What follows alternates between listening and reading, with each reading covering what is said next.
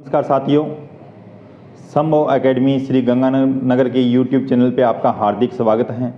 मैं के.आर. जानी राजस्थान भूगोल के साथ अपने बात कर रहे थे राजस्थान का अपवाह तंत्र। इसमें तीन तरह से इसको डिवाइड किया था। पहला था आंतरिक अपवाह क्षेत्र, आंतरिक अपवाह क्षेत्र, और दूसरा था अरब सागरीय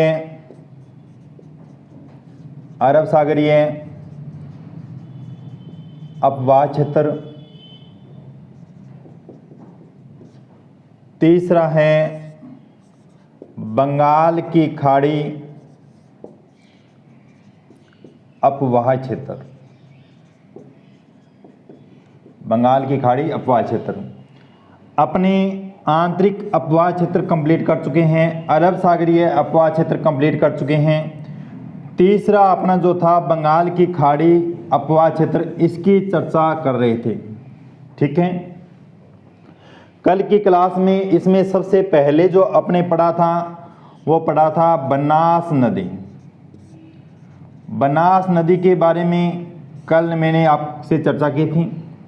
तो देखो साथियों, बनास नदी राजस्थान में खमनोर की पहाड़ियाँ राजसमंद से निकलती हैं। इसके बाद में ये चित्तौड़ के बाद में भीलवाड़ा के बाद में अजमेर, टोंक, सवाई माधोपुर के अंदर इस तरह से बहती हुई सवाई माधोपुर में नदी आती है चंबल, और चंबल नदी में रामेश्वरम नामक स्थान पे इसमें विलीन हो जाती है, रामेश्वरम नामक स्थान पर।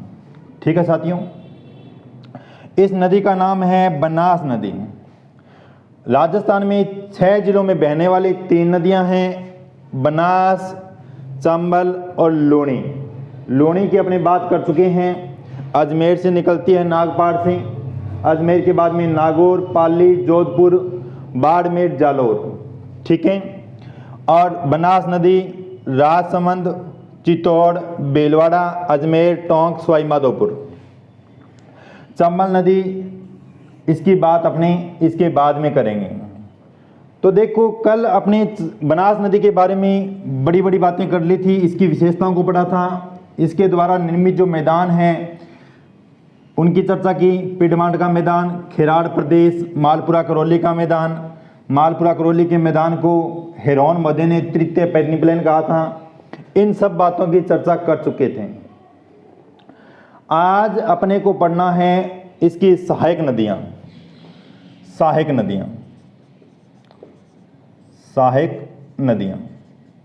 ठीक है, तो पहली जो सहायक नदी इंपॉर्टेंट रहती है वो है बेडस नदी।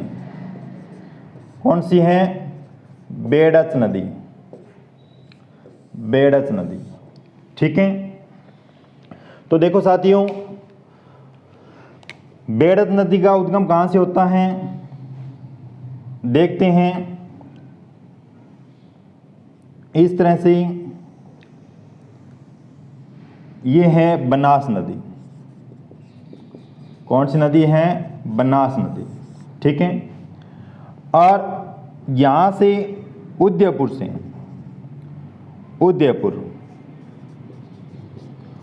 पहाड़ियों का नाम है गोगुंदा की पहाड़ियाँ।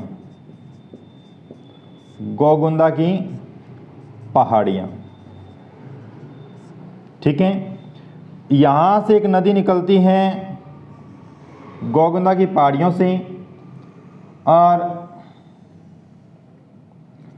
भीलवाड़ा के अंदर बिगौद नामक स्थान पे, ये भीलवाड़ा है। भीलवाड़ा में बिगौद नामक स्थान पे बनास के अंदर मिल जाती हैं। ठीक है, नदी का नाम क्या है? बेडस नदी। क्या नाम है? बेडस नदी। उदयपुर से गोगुंदा की पहाड़ियों से निकलने के बाद में एक झील आती है यहाँ पर। झील का नाम है उदय सागर झील। ठीक है, इसके बाद में यहाँ पे एक सभ्यता है उदयपुर के अंदर, सभ्यता का नाम है आहाड़ सभ्यता। कौन सी सभ्यता? आहाड़ सभ्यता। इसी के किनारे आगे सभ्यता है बालाथल सभ्यता। बालाथल सभ्यता कौन सी तहसील में है? तो ये है वल्लभनगर में। वल्लभनगर उदयपुर के पास में यहाँ पे बालाथल सभ्यता इस नदी के किनारे। इसके बाद में यह नदी आगे चित्तौड़गढ़ जिले में चली जाती है, यानी यहाँ तक उदयपुर में बहने के बाद में ये चित्तौड़गढ़ जिले में चली जाती हैं और चित्तौड़गढ़ के बाद में आगे भीलवाड़ा में चली जाती हैं। यानी मुख्य रूप से बेड़स नदी राजस्थान में 3 जिलों में बहती है। 3 जिलों में कौन कौन से हैं? उदयपुर, इसके बाद चित्तौड़गढ़, इसके बाद भीलवाड़ा, और भीलवाड़ा के अंदर बिगौद नामक स्थान पे बनास के अंदर विलीन हो जाती हैं। गोगंदा की पहाड़ियाँ, उदय सागर झील, आहाड़ सभ्यता, बालाथल सभ्यता। इसके बाद अपनी बात करते हैं, यहाँ से चित्तौड़ में ये नदी प्रवेश करती हैं और चित्तौड़ में प्रवेश करने के बाद में इसके अंदर 3 नदियाँ आकर मिलती हैं। एक नदी का नाम है औराई, औराई, ठीक है। दूसरी नदी है वागन, औराई वागन, और इसके बाद में मध्य प्रदेश से एक नदी निकल के आती है। मध्य प्रदेश से एक नदी निकल के आती है जावेद की पहाड़ियों से। जावेद की पहाड़ियाँ, यहाँ से एक नदी निकल के आती हैं मध्य प्रदेश का रतलाम डिस्ट्रिक्ट, रतलाम जिले से, और राजस्थान में प्रवेश करती है चित्तौड़ के अंदर निम्बाहेड़ा में। निम्बाहेड़ा, निम्बाहेड़ा नदी का नाम है गंभीरी नदी। कौन सी नदी? गंभीरी नदी, ठीक है। और कहाँ पे मिलती है? तो ये स्थान रहता है सामेल। सामेल कहाँ है? चित्तौड़ में है। सामेल कहाँ है? चित्तौड़ में। सामेल में बेड़स नदी के अंदर ये गंभीरी नदी विलीन हो जाती है, ठीक है। और इसके बाद में एक नदी निकलती है चित्तौड़ से ही, चित्तौड़ से ही नदी निकलती हैं और इस तरह से भीलवाड़ा में बहती हुई बिगौद नामक स्थान पे बनास में चली जाती हैं। इस नदी का नाम है मैनाल नदी। मैनाल नदी, मैनाल नदी, ठीक है। तो देखो साथियों, ये बेड़स नदी और बनास नदी के दाएं किनारे से मिलने वाली नदियां हैं। और यहाँ से सीधा क्वेश्चन पूछा जाता है कि बनास नदी में दाएं किनारे से मिलने वाली सहायक नदियां कौन कौन सी हैं? तो अपने को ध्यान में रखना है, बेड़स और मैनाल मुख्य नदी रहती हैं, बाद में इस बेड़स की जो सहायक नदियां हैं, ठीक है। अब देखो बात करते हैं उदय सागर झील। एक एक स्थान को लेकर चर्चा करते हैं। उदय सागर झील कहाँ है? उदयपुर में है। इस उदय सागर झील के अंदर ये बेड़स नदी अपना जल डालती है। जब यहाँ से वापस निकलती है तो इस नदी का नाम हो जाता है आयड़ नदी। क्या नाम हो जाता है? आयड़ नदी। यानी उदय सागर झील के बाद में इस नदी को आयड़ नदी कहा जाता है। और जब ये बनास नदी में बिगौद नामक स्थान पे विलीन होती है तो ये आयड़ नदी के नाम से इसमें विलीन होती हैं। अब देखो यहाँ से क्वेश्चन पूछा जा सकता है कि किस झील के बाद में बेड़स नदी का नाम आयड़ हो जाता है? तो उदय सागर झील। या मैं ये पूछूं भी उदय सागर झील के बाद में बेड़स नदी किस नाम से जानी जाती है? तो आयड़ नदी के नाम से जानी जाती है, ठीक है साथियों। अब है आहाड़ सभ्यता, इसकी चर्चा कर लेते हैं। आहाड़ सभ्यता की तो देखो, आहाड़ सभ्यता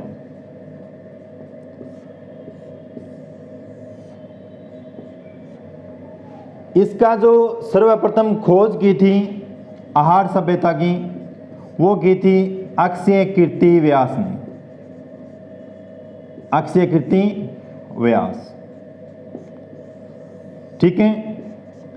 अक्षय कीर्ति व्यास ने इसकी सबसे पहले खोज की थी। कब की थी? 1953 के अंदर की थी।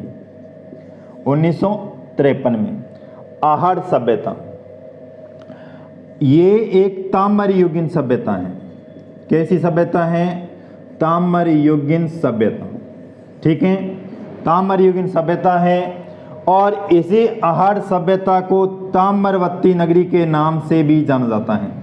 ताम्रवती नगरी। देखो साथियों, ताम्रयुगीन सभ्यता की जो जननी माना जाता है वो गणेश्वर सभ्यता को माना जाता है। कांतली नदी के किनारे मैंने आपको बताई थी गणेश्वर सभ्यता। ताम्रयुगीन सभ्यताओं की जननी कहा जाता है उसे, गणेश्वर सभ्यता को। बट ताम्रवती जो नगरी कहा जाता है वो कहा जाता है आहार सभ्यता को। इस आहार सभ्यता का स्थानीय भाषा में नाम है धूलकोट। क्या नाम है? धूलकोट, ठीक है। या इसे बोलते हैं आगाटपुर। आगाटपुर के नाम से भी इसे जाना जाता है। आहार सभ्यता किस नदी के किनारे है? तो बेड़स नदी के किनारे हैं। किस जिले में है? उदयपुर जिले में है। सर्वप्रथम इसकी खोज किसने की थी? अक्षय कीर्ति व्यास ने की थी। कब की थी? 1953 में की थी। ताम्रयुगीन सभ्यता इसे माना जाता है और ताम्रवती नगरी के नाम से आहार सभ्यता को जाना जाता है। यदि आपसे पूछा जाए भी ताम्रयुगीन सभ्यताओं की जननी कौन है, तो गणेश्वर सभ्यता है, कांतली नदी के किनारे सीकर के अंदर। इस सभ्यता का स्थानीय जो नाम है वो धूलकोट है और इसे आगाटपुर के नाम से भी जाना जाता है। और सबसे बड़ी विशेषता है इस सभ्यता की संयुक्त परिवार प्रथा। संयुक्त परिवार प्रथा के जो अवशेष हैं वो यहीं मिलते हैं। संयुक्त परिवार प्रथा यानी एक साथ कई चूल्हों के जो अवशेष मिले थे वो इसी सभ्यता के अंदर मिले थे, आहार सभ्यता में, ठीक है साथियों। अब अपनी बात करते हैं बालाथल सभ्यता। बालाथल सभ्यता यह भी ताम्रयुगीन सभ्यता है। बालाथल लिख देता हूं यहां पे, बालाथल सभ्यता। बालाथल ताम्रयुगीन सभ्यता, ठीक है। ग्रामीण सभ्यता, ग्रामीण सभ्यता इसकी खोज की थी वी.एन. मिश्र ने। और यहाँ की सबसे बड़ी विशेषता है 11 कमरों के अवशेष। 11 कमरों के अवशेष यहीं प्राप्त हुए थे। बालाथल, बालाथल कहाँ है? उदयपुर में, और ये पड़ता है वल्लभ नगर के पास में। बालाथल है वल्लभ नगर के पास में। तो देखो साथियों, जो वल्लभ नगर है, ये वल्लभ नगर, इसको लेकर क्वेश्चन पूछा जाता है। वल्लभ नगर को लेके क्या क्वेश्चन रहता है? वल्लभ नगर क्वेश्चन पूछा जाता है राजस्थान के अंदर बैंस अनुसंधान एवं प्रजनन केंद्र कहाँ है?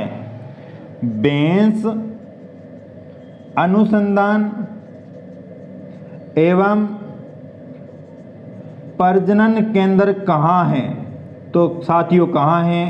वल्लभ नगर उदयपुर के अंदर है, ठीक है। दोबारा बता देता हूं, बालाथल सभ्यता उदयपुर जिले में है, बेड़स नदी के किनारे पे है और वल्लभ नगर के पास में है।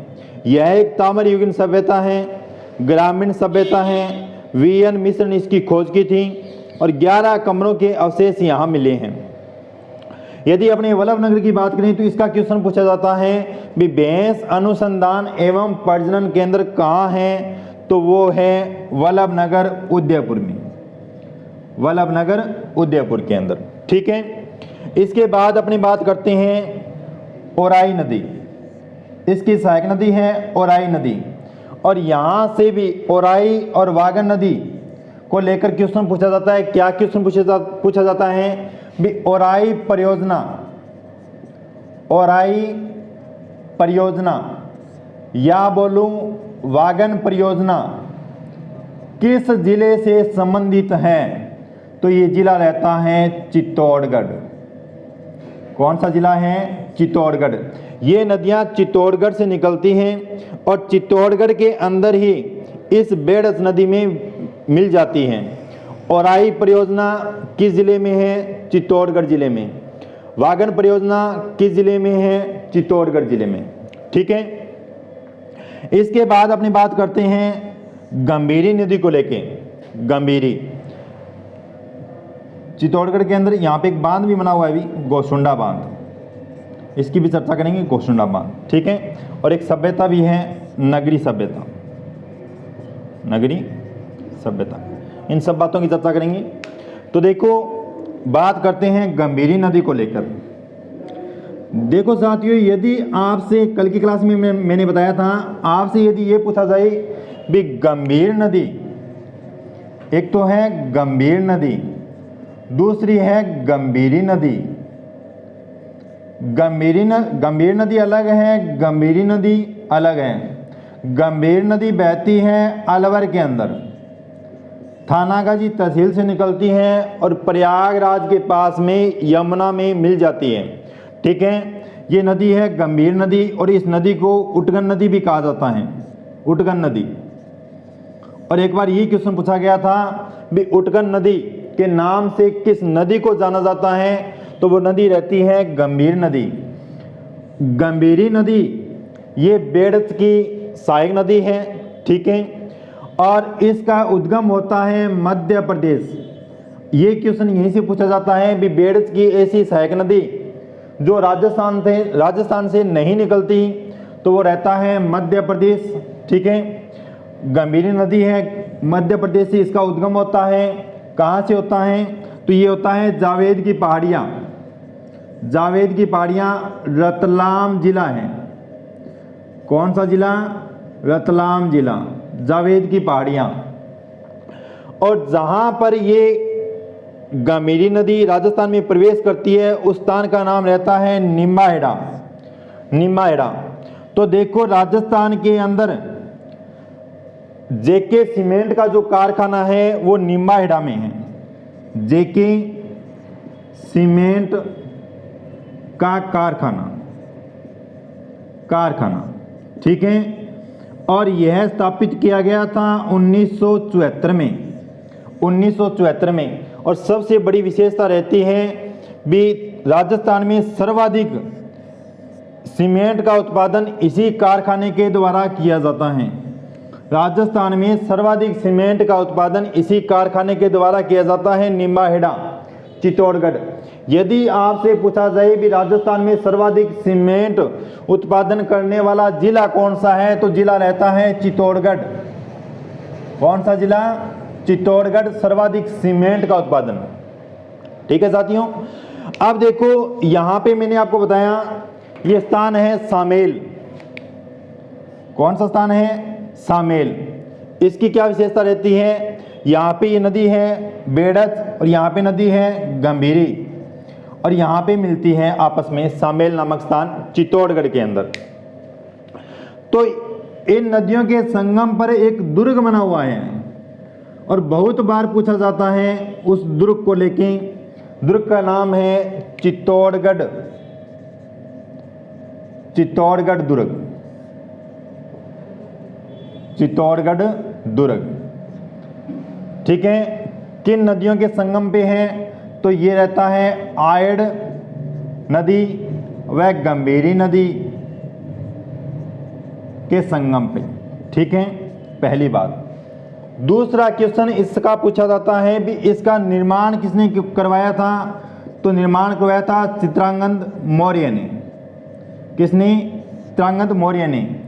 और तीसरा क्वेश्चन रहता है भी चित्तौड़गढ़ दुर्ग किस पठार पर है? तो ये पठार रहता है मेसा का पठार। मेसा का पठार। ठीक है, इस चित्तौड़गढ़ दुर्ग के बारे में एक कहावत है। क्या है? कहा जाता है भी गढ़ तो चित्तौड़गढ़ बाकी सब गडैया। गढ़ तो चित्तौड़गढ़ बाकी सब गडैया। गडैया ये कहावत इस दुर्ग के बारे में कही जाती है। इस चित्तौड़गढ़ दुर्ग को किलों का सिरमौर कहा जाता है। क्या कहा जाता है? किलों का सिरमौर। ठीक है। और राजस्थान का एकमात्र दुर्ग जहां पर कृषि की जाती है तो वो दुर्ग रहता है चित्तौड़गढ़ दुर्ग। ठीक है। और यहीं पे आवासीय महल भी बने हुए हैं चित्तौड़गढ़ दुर्ग के अंदर। दोबारा बता देता हूं, चित्तौड़गढ़ दुर्ग किन नदियों के किनारे पे है या संगम पे है? तो आयड़ नदी और गंभीरी नदी के संगम पर सामेल गांव में चित्रांगद मौर्य ने इसका निर्माण करवाया था। मेसा के पठार पर यह दुर्ग बना हुआ है। इसके बारे में जो कहावत है वो है गढ़ तो चित्तौड़गढ़ बाकी सब गडैया। इसे किलों का सिरमौर कहा जाता है और इसे मेवाड़ का प्रवेश द्वार भी बोलते हैं और दक्षिणी राजस्थान का भी प्रवेश द्वार बोलते हैं चित्तौड़गढ़ दुर्ग को। दक्षिणी राजस्थान का प्रवेश द्वार, मेवाड़ का प्रवेश द्वार, किलों का सिरमौर कहा जाता है और यहाँ पे इस दुर्ग में कृषि की जाती है। ठीक है। ये कुछ बातें रहती हैं। इसके बाद अपनी बात करते हैं गोसुंडा बांध। गोसुंडा बांध कहाँ है? चित्तौड़गढ़ में। चित्तौड़गढ़ में किस जिले में है? सॉरी, जिला चित्तौड़गढ़ रहता है। किस नदी पर है? तो ये नदी रहती है आयड़ नदी या बेड़त नदी। ठीक है। गोसुंडा बांध। और यहाँ से गोसुंडा जो शब्दावली है इससे अपनी एक क्वेश्चन और पूछा जाता है भी गोसुंडा शिलालेख। गोसुंडा शिलालेख को लेकर क्वेश्चन पूछा जाता है। गोसुंडा शिलालेख, गोसुंडा शिलालेख। ठीक है। तो ये गोसुंडा शिलालेख का संबंध है वो है चित्तौड़गढ़ से। चित्तौड़गढ़ से। ठीक है। चित्तौड़गढ़ से। और इन शिलालेखों में जैसे मानमोरी का शिलालेख हो गया, कर्नल जेम्स टोड ने इंग्लैंड जाते वक्त उसको फेंक दिया था। ठीक है। नदी के अंदर फेंक दिया था, मानमोरी शिलालेख। ठीक है। और एक रहता है बड़ला शिलालेख। बड़ला शिलालेख ये मिला था अजमेर में। कहाँ है? अजमेर में। और इसका क्वेश्चन पूछा जाता है भी राजस्थान में सबसे प्राचीन शिलालेख कौन सा है? तो शिलालेख रहता है बड़ला शिलालेख। यहीं से एक क्वेश्चन और रहता है बिजोलिया शिलालेख। बिजोलिया शिलालेख इसके बारे में पूछा जाता है भी चौहान वंश की जो उत्पत्ति के बारे में यहाँ से क्वेश्चन पूछा जाता है बिजोलिया शिलालेख को लेके। ठीक है। ये कुछ शिलालेखों को लेके क्वेश्चन रहते हैं। इसके बाद में अपनी बात करते हैं नगरी सभ्यता। कहाँ है? चित्तौड़गढ़ के अंदर है। किस नदी पे है? तो नदी रहती है आयड़ नदी। नगरी सभ्यता चित्तौड़गढ़ के अंदर आयड़ नदी पे है। नगरी सभ्यता। ठीक है। कहाँ है? चित्तौड़गढ़ में। चित्तौड़गढ़ में। ठीक है। अब देखो नगरी का जो प्राचीन नाम था वो था मध्यमिका। मध्यमिका। क्या नाम था? मध्यमिका। और यहां से लेके क्वेश्चन पूछा जाता है भी जनपद जो थे राजस्थान में, दो मुख्य जनपद थे। एक तो सीवी जनपद, सीवी जनपद और एक मत्स्य जनपद। मत्स्य जनपद इनको लेके क्वेश्चन पूछा जाता है भी सीवी जनपद की जो राजधानी थी वो थी मध्यमिका। कहाँ है? चित्तौड़गढ़ में है। वर्तमान में नाम क्या है? नगरी। यहीं पे ये नगरी सभ्यता है। ठीक है। सीवी जनपद की राजधानी मध्यमिका और वर्तमान में नाम इसका नगरी है। और नगरी सभ्यता किस नदी के किनारे पे है? तो बेड़स नदी के किनारे पे है। किस जिले में है? तो चित्तौड़गढ़ जिले में है। इसके बाद अपनी बात करें मत्स्य जनपद। ये दूसरा जनपद था। इसकी राजधानी थी विराटनगर। विराटनगर, वर्तमान में इसका नाम है बेराट। ठीक है, बेराट कहाँ है? जयपुर में। और यहीं पे है बेराट सभ्यता। तो बेराट सभ्यता को लेकर क्वेश्चन पूछा जाता है भी किस नदी के किनारे हैं? तो बाण गंगा नदी के। और यहीं पे भीम की डूंगरी पे अशोक का शिलालेख मिला था, बाबरू शिलालेख। जो बाबरू शिलालेख था भीम की डूंगरी पे बेराट में यहीं खोजा गया था। ठीक है, ये क्वेश्चन रहता है नगरी को लेके, मत्स्य जनपद और सीवी जनपद। मत्स्य जनपद अलग है, मत्स्य संघ अलग है। राजस्थान का जब एकीकरण किया गया था उसमें मत्स्य संघ की बात की गई थी। 18 मार्च 1948 को पहला जो संघ बना था वो मत्स्य संघ बना था। और 4 जिले ABCD, अलवर, भरतपुर, करौली, धौलपुर, ये 4 जिले थे मत्स्य जनपद, मत्स्य संघ में। ठीक है, मत्स्य जनपद की राजधानी विराटनगर, इसे वर्तमान में बेराट कहा जाता है।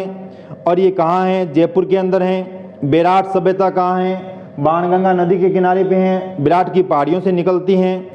ठीक है, ये क्वेश्चन रहते हैं। सीवी जनपद की राजधानी मध्यमिका, वर्तमान में नाम नगरी सभ्यता कहाँ है? चित्तौड़गढ़ में है।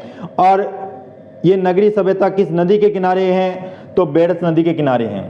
ठीक है साथियों, इसके बाद अपनी बात करते हैं मैनाल नदी।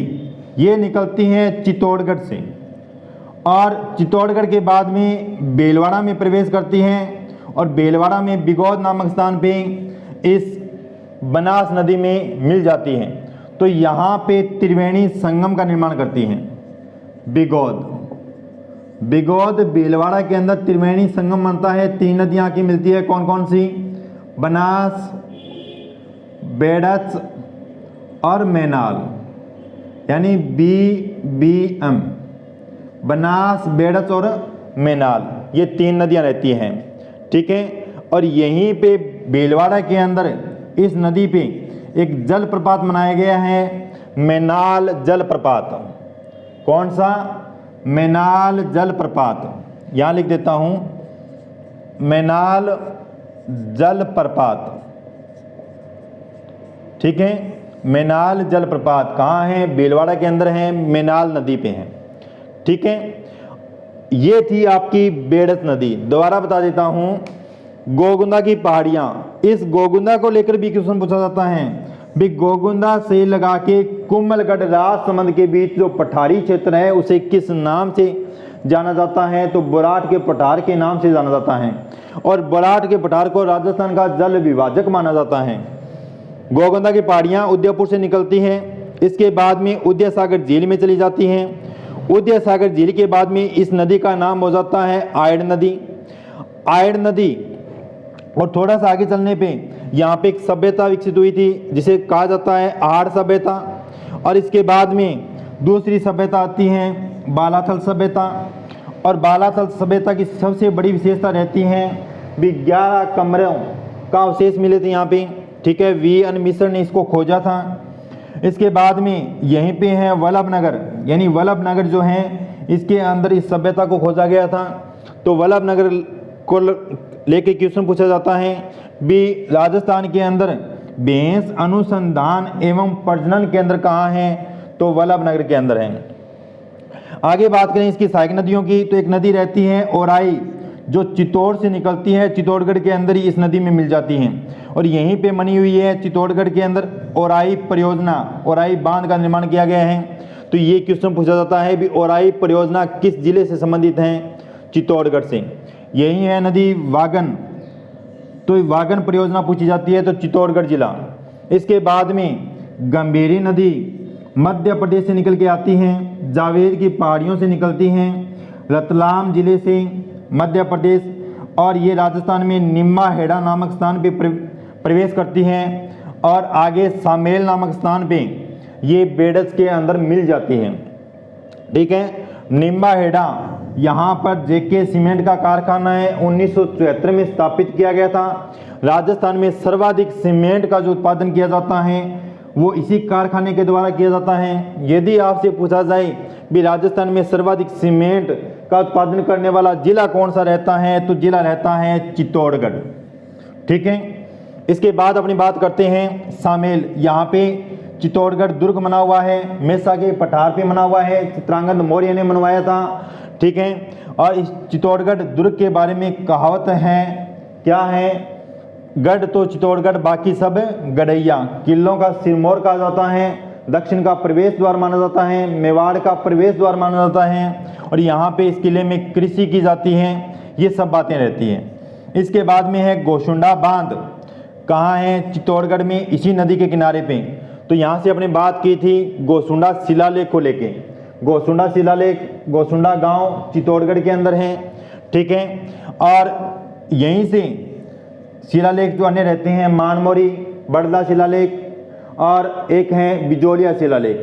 ठीक है, बिजोलिया शिलालेख की बात की थी, चौहानों को वत्स गोत्रीय बताया गया था बिजोलिया शिलालेख के अंदर। ये सब बातें की। इसके बाद में यहाँ पे ही है एक नगरी सभ्यता।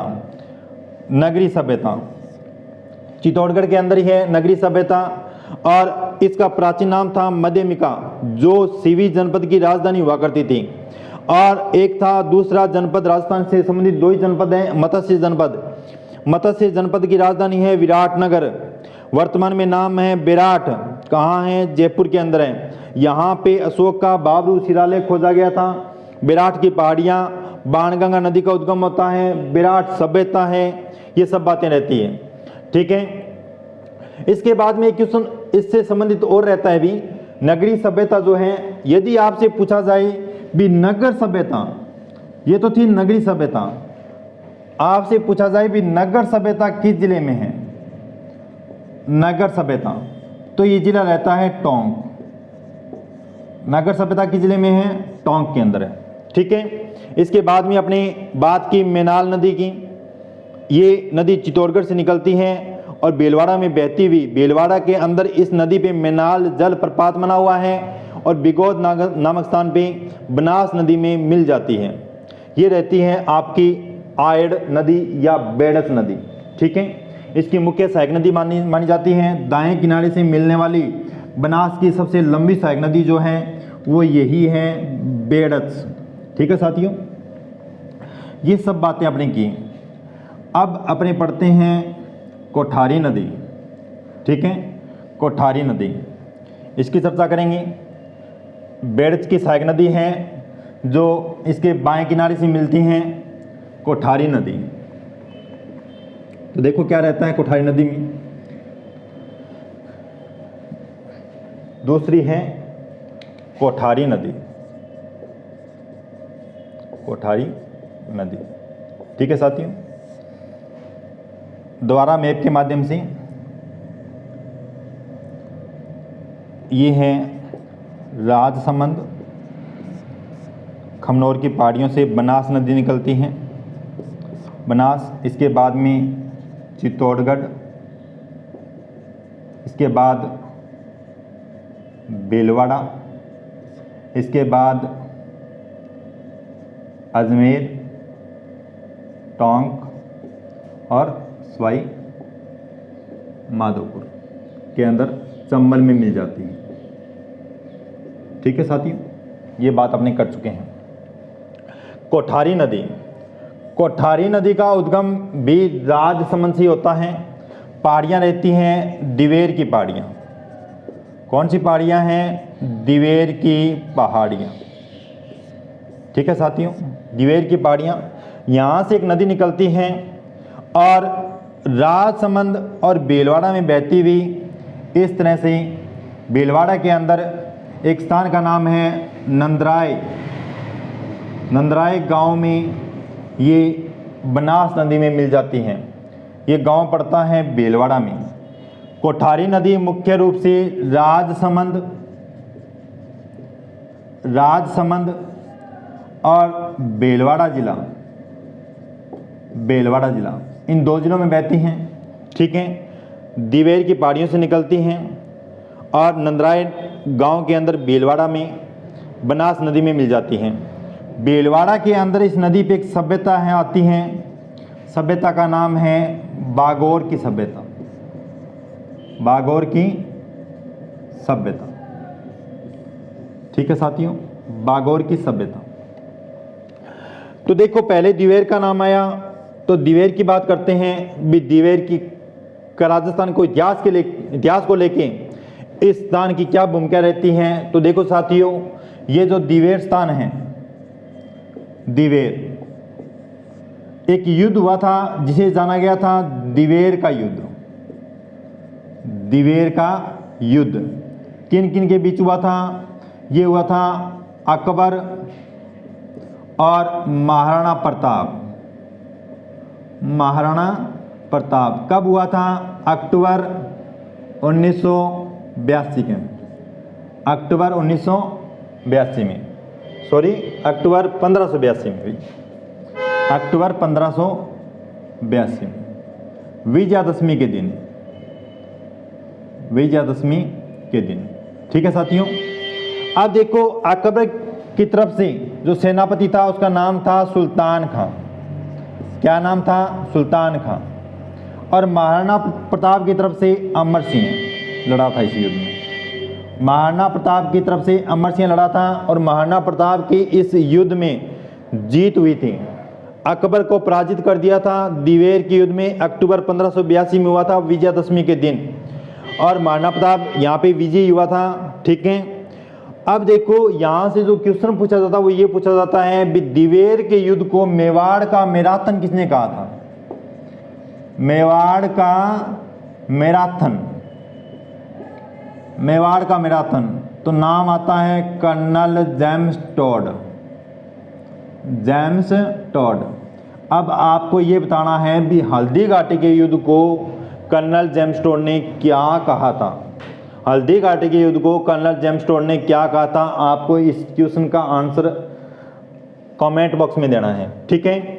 मेवाड़ का मैराथन कहा था दिवेर के युद्ध को। अक्टूबर 1582 में विजयादशमी के दिन लड़ा गया था ये युद्ध। अकबर का सेनापति था सुल्तान खां, ठीक है। महाराणा प्रताप की तरफ से था अमर सिंह। इन दोनों के बीच में युद्ध हुआ था। बहुत ही निर्णायक युद्ध माना जाता है राजस्थान के इतिहास में, दिवेर का युद्ध, ठीक है। विजयादशमी के दिन मेवाड़ का मैराथन कहा था कर्नल जेम्स टॉड ने। अब बात करते हैं बागोर की सभ्यता किस जिले में है? तो जिला रहता है भीलवाड़ा, जिला रहता है भीलवाड़ा। और ये जो सभ्यता है ये आदिम संस्कृति की परिचायक मानी जाती है।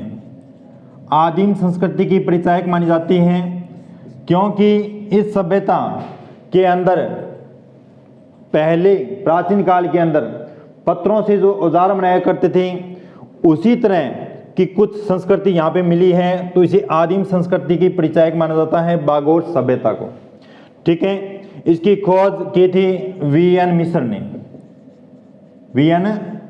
ने, और इसे आहार सभ्यता के समानुरूप माना जाता है। आहार के समानुरूप, ठीक है। बागोर की सभ्यता भीलवाड़ा के अंदर है। और इसके बाद में ये नदी नंदराय गांव बनास के अंदर मिल जाती है भीलवाड़ा में। दोबारा बता देता हूँ, कोठारी नदी राजसमंद में दिवेर की पहाड़ियों से निकलती हैं, ठीक है। इसके बाद में ये भीलवाड़ा जिले के अंदर इस नदी के किनारे बागोर की सभ्यता है और नंदराय गांव में इस बनास नदी में मिल जाती है। यदि अपनी बात करें दिवेर की, तो दिवेर का युद्ध मैंने आपको बता दिया, अक्टूबर 1582 अकबर और महाराणा प्रताप के बीच, सुल्तान सिंह और अमर सिंह, ठीक है। मेवाड़ का मैराथन कहा था कर्नल जेम्स टॉड ने। और आपको बताना है भी हल्दी घाटी के युद्ध को कर्नल जेम्स टॉड ने क्या कहा था, ठीक है। ये युद्ध लड़ा गया था अक्टूबर 1582 में।